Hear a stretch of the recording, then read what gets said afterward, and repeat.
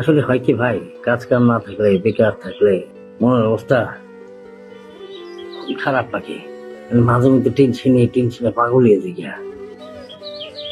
আমার পাশে একমাত্র আমার আল্লাহ ছাড়া কেউ নাই। আল্লাহ সুবহানাহু ওয়া তাআলা সবাইকে ভালো রাখুক, সেই সালামতে রাখুক। আল্লাহ ওর রিজিকের মারি।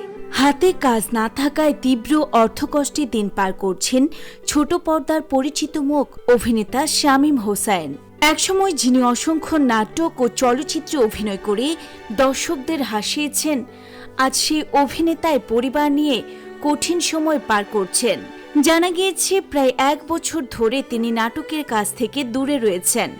কাজ না থাকায় পরিবারের একমাত্র উপার্জনকারী হিসেবে তিনি এখন চরম হতাশার মধ্যে দিন কাটাচ্ছেন। বুধবার সকালে নিজের ফেসবুকে দেওয়া এক ভিডিওতে চোখের পানি ধরে রাখতে পারেননি শামীম।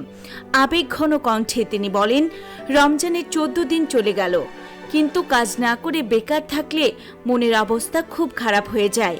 পরিবার ও আত্মীয় স্বজনের জন্য প্রতি মাসে আয়ের একটা লক্ষ্য থাকে, কিন্তু কাজ না থাকায় মাঝে মধ্যে মনে হয় টেনশনে পাগল হয়ে যাব।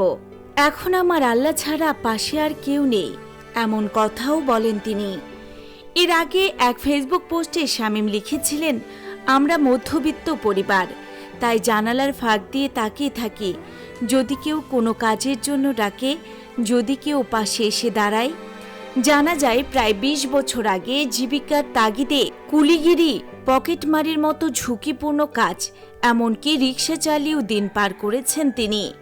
পরে 1997 সালে বেইলি রোডের মহিলা সমিতির অফিসে পিওনির চাকরি দিয়ে শুরু হয় নতুন পথ চলা। সে সময় জনপ্রিয় নির্মাতা আফসানা আরা মিমির ডাকে বন্ধন নাটকে কয়েকটি দৃশ্যে অভিনয়ের সুযোগ পান শামীম। সেখান থেকে ধীরে ধীরে অভিনয় জগতে পথ চলা শুরু। এরপর হাজারো নাটক ও 2 ডজনের বেশি চলচ্চিত্রে ছোট ছোট কমেডি চরিত্রে অভিনয় করে দর্শকদের ভালোবাসা অর্জন করেন তিনি। তবে বর্তমানে কাজের অভাবে আবারও কঠিন বাস্তবতার মুখোমুখি এই অভিনেতা।